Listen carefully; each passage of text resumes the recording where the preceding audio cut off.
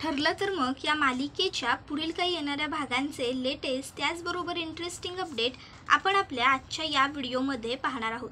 चला तर मग मित्रांनो, अजिबात वेळ वाया न घालवता सुरुवात करूया आपल्या आजच्या या व्हिडिओला। तर आजच्या आपल्या या व्हिडिओमध्ये आपण पाहणार आहोत की कशा पद्धतीने आता आपला नवरा आपल्याबरोबर खोटं बोलत आहे या गोष्टीची जाणीव अस्मिताला होणार, तर त्याचबरोबर आता सायलीला सुद्धा सचिनवरती शंका येणार। आता नेमकं काय घडणार, कसं घडणार हे सगळं तर जाणून घेऊया आपल्या आजच्या या व्हिडिओमध्ये।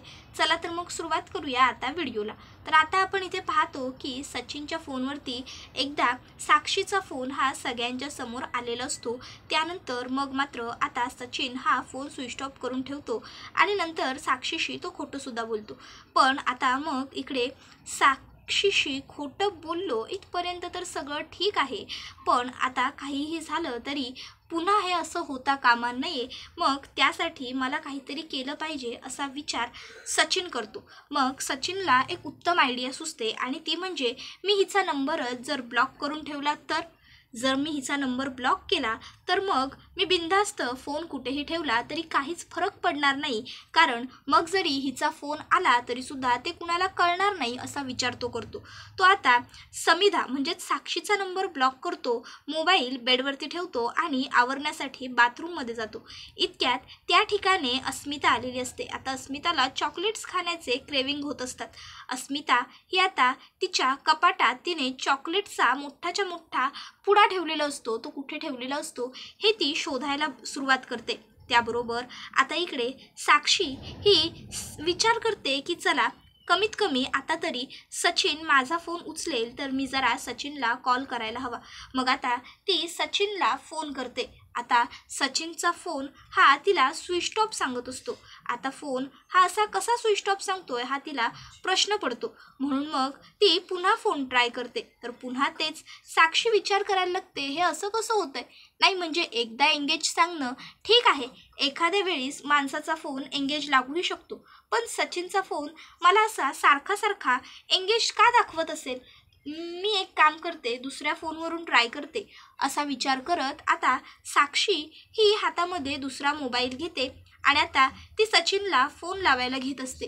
तर आता ती सचिनच्या फोनवरती फोन करते, तर पहिला फोन वाजत असतो। साक्षी म्हणत असते, सचिन उचल उचल उचल उचल, सचिन प्लीज उचल। आता सचिनने फोन उचललेला असतो। त्याबरोबर मग मात्र आता साक्षी ही लगेचच इकडनं बोलायला सुरुवात करते, हॅलो। त्याबरोबर आता मग समोरून अस्मिताला प्रश्न पडतो की लेडीज आवाज, मग ती सुद्धा म्हणते, हॅलो कोण बोलतंय। आता अस्मिताने कोण बोलतंय असा प्रश्न विचारल्याबरोबर मग मात्र साक्षीला कळत नसतं की आता आपण काय सांगावं, कोण बोलतोय आपण। मग आता इकडनं पुन्हा एकदा इकडे विचारायला लागते अस्मिताई, हॅलो कोण बोलतंय, आवाज येतोय का माझा। त्याबरोबर मग आता इकडे समिधा म्हणजे साक्षी ही मात्र काहीच बोलत नसते, ती निरुत्तर झालेली असते। तर आता पुन्हा एकदा ती फोन कट करते आणि मग पुन्हा ती फोन करते आणि सरळ म्हणायला लागते, हॅलो डार्लिंग, तू माझा फोन असा ब्लॅकलिस्टला करून टाकलास का, नाही त्यामुळेच मला फक्त माझा नंबर तुझ्या फोनवर एंगेज दाखवतोय। आता डिरेक्टली इथे साक्षीने डार्लिंग म्हटल्यामुळे अस्मिताच्या मनामध्ये खूप मोठी शंका निर्माण होते। तर साक्षी इकडनं म्हणत असते, अरे सचिन काही बोलणार आहेस की नाही आता तू। सचिन सचिन काहीच बोलत नसतो, कारण मुळात सचिन तिथे नसतोच, तिथे असते ती म्हणजे सचिनची बायको अस्मिताई। आणि आता अस्मिताईला हे सगळं ऐकून खूप मोठा आश्चर्याचा धक्का बसतो की आपल्या नवऱ्याला कोणीतरी मुलगी डार्लिंग अशी हाक मारते। तर आता इकडे ती म्हणत असते, डार्लिंग अरे मी तुझ्याशी बोलतेय, तू माझ्याशी बोलायचं नाही असं ठरवलंयस का।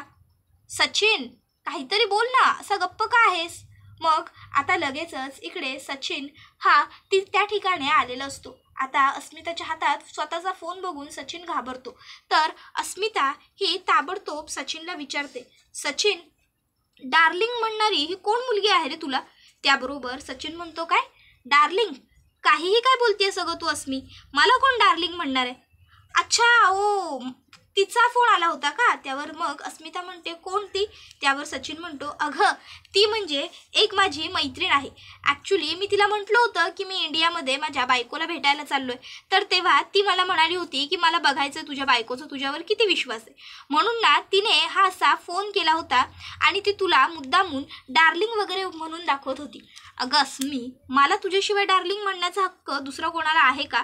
त्यावर आता अस्मिता म्हणते सचिन अरे पण. त्यावर सचिन म्हणतो अस्मी प्लीज मी तिला सांगितलंय माझ्या बायकोचा माझ्यावर खूप विश्वास आहे, ती माझ्यावर डाऊट कधीच घेत नाही. तू काहीही केलंस तरी तिला काहीच फरक पडणार नाही, पण जर तू असा माझ्यावरती डाऊट घेतलास ना तर मग मात्र सगळं अवघड होऊन जाईल गं. मग तिला वाटेल की मी खोटं बोललो म्हणून. त्यावर लगेचच अस्मिता म्हणते नाही रे सचिन, माझा तुझ्यावरती विश्वास आहे आणि माझा तुझ्यावर पूर्ण विश्वास आहे, पण ती मुलगी असं अचानक डार्लिंग म्हणाली ना त्यामुळे मला फक्त.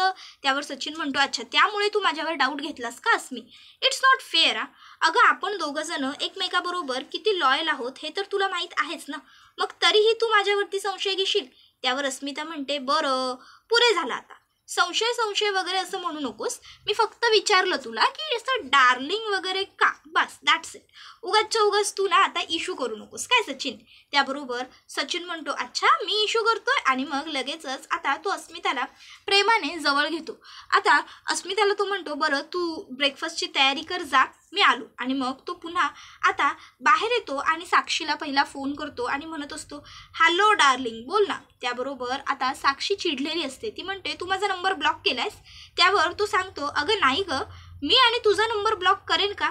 तू असं म्हणतेस म्हणजे मी माझ्या स्वतःचा श्वास ब्लॉक करण्यासारखं आहे, आणि माणूस कधी स्वतःच्या हाताने स्वतःचा श्वास कोंडून घेऊ शकतो का?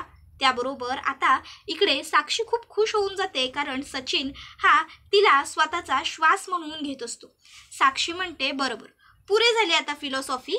बाय द वे मी काय म्हणत होते, मला सांग तुझ्या फोनवरती फोन उचलणारी ती मुलगी कोण होती, आणि तिने मला कसं विचारलं की मी कोण बोलते म्हणून? त्याबरोबर आता लगेचच सचिन म्हणायला लागतो ओ अच्छा ती आमची एक रिलेटिव्ह आहे. काय आहे ना, मी माझ्या घरी आलोय तर मग घरी ती सुद्धा मला भेटायला आली, आणि अगं तिला सवय आहे नको त्या उठाठेवी करण्याची.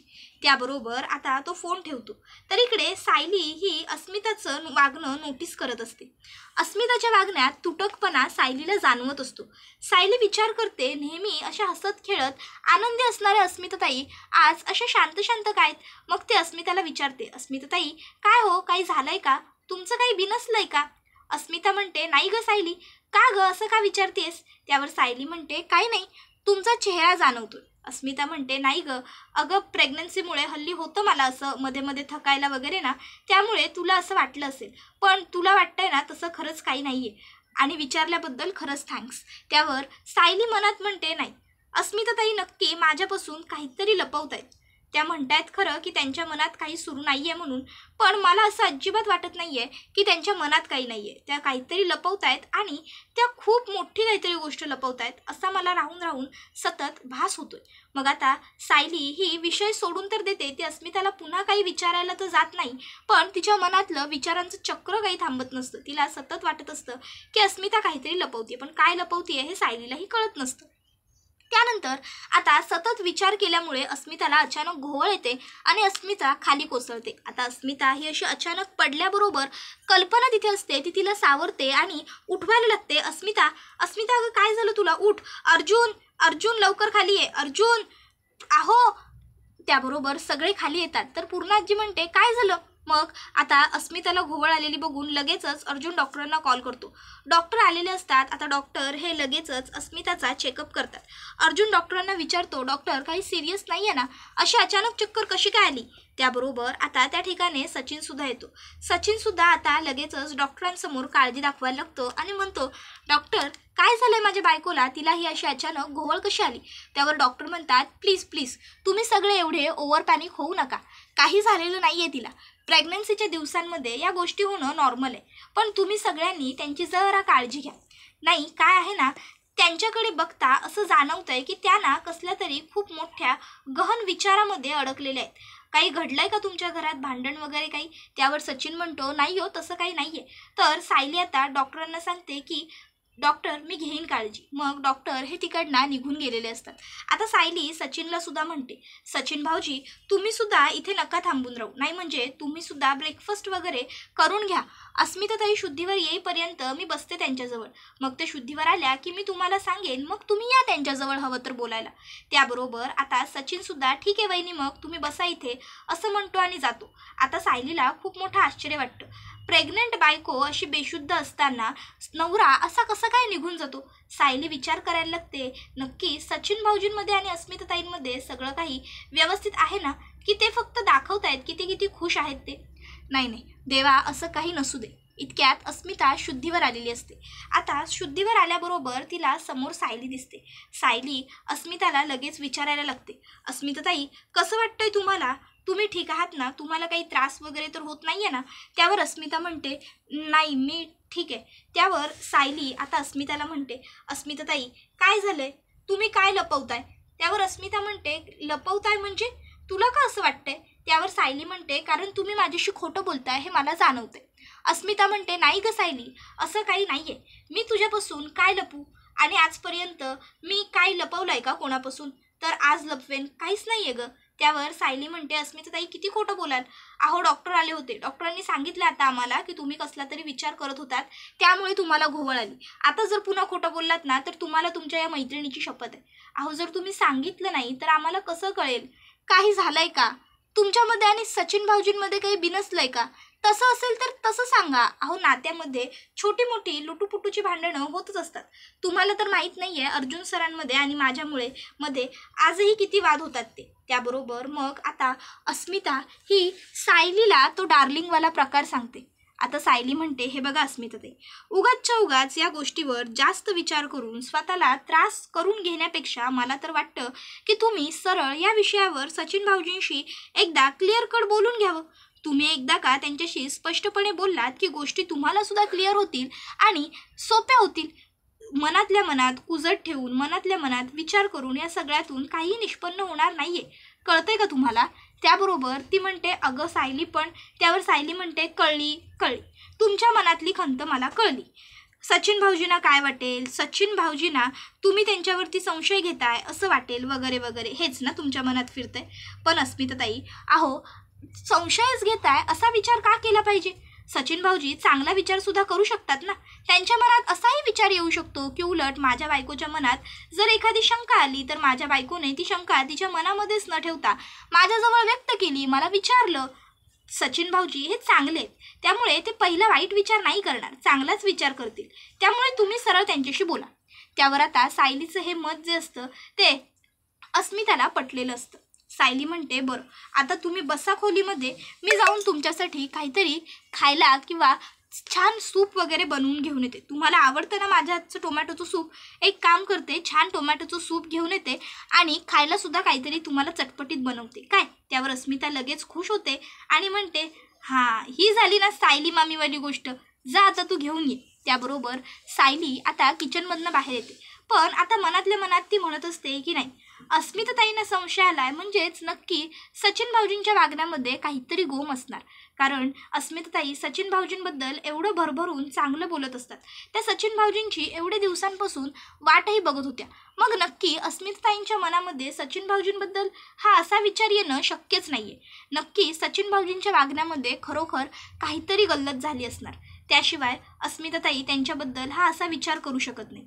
पण नक्की सचिन भाऊजींच्या वागण्यात काय चुकलं असेल, का आला असेल अस्मिताताईंच्या मनात हा असा विचार.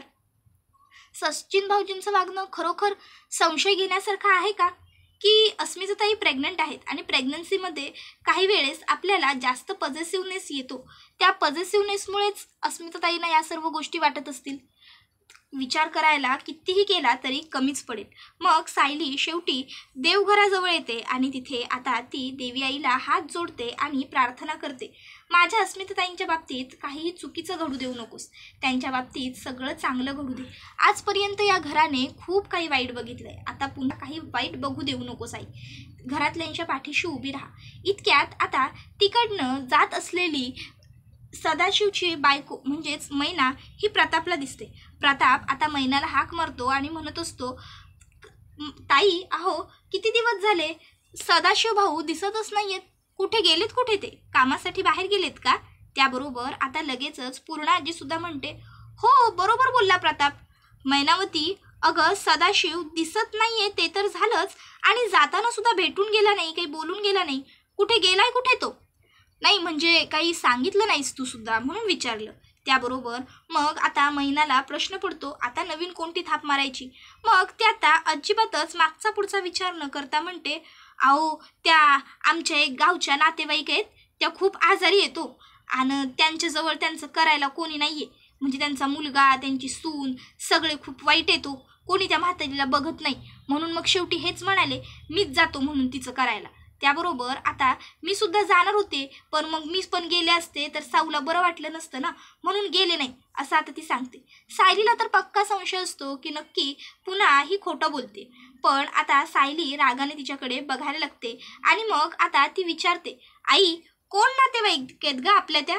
नाही म्हणजे मी कधी त्यांना आता पाहिलेलंच नाहीये, म्हणून विचारते. आणि जर त्यांची तब्येत जास्त खालावली असेल तर आपण एक काम करू, आपण दोघी जाऊ हवं तर त्यांना भेटायला, चालेल ना? काय हो? त्याबरोबर अर्जुन आता सायलीकडे बघत राहतो. तर सायली म्हणते, हा आई, आपण दोघी जणी जाऊ त्यांना बघायला. त्या बहाण्याने कमीत कमी मला आपले नातेवाईक सुद्धा पाहता येतील, काय? त्याबरोबर आता घरातल्या सगळ्यांना सायलीची ही कल्पना आवडते. तर लगेचच आता तिला मैना म्हणायला लागते, अगं नाही नको पुरी, तू कशाला एवढ्या लांब तिकडे येतेस? आणि आपलं गाव काही जवळ नाहीये ना, लांब आहे आपलं गाव, तुला एवढा प्रवास झेपायचा नाही. हा, त्यापेक्षा राहू दे. आणि त्यावर लगेचच सायली म्हणते, कशाला, हे येतील ना आपल्याला कारने सोडायला. त्यावर मैना म्हणते, अगं तेच तर, उगाचच्या उगाच जावे बापूंना सुद्धा त्रास, तुला सुद्धा त्रास. हा, नको नको, आपण नको जायला, ते येतील की 2-4 दिवसात, तेव्हा कळेल आपल्याला. त्याबरोबर मग पूर्णाजी म्हणते, बरं ठीक आहे मैना, पण एक गोष्ट लक्षात ठेव, जर काही गरज लागली पैशांची वगैरे तर सांग. अशा अडचणीच्या काळात आपण एकमेकांच्या कामी पडणार नाही तर मग कोण पडणार? त्याबरोबर लगेचच मैना म्हणते, होय होय होय, नक्की सांगे ना आजी. आता पैशांचं नाव घेतल्याबरोबर मैनाचा चेहरा एकदम फुलतो.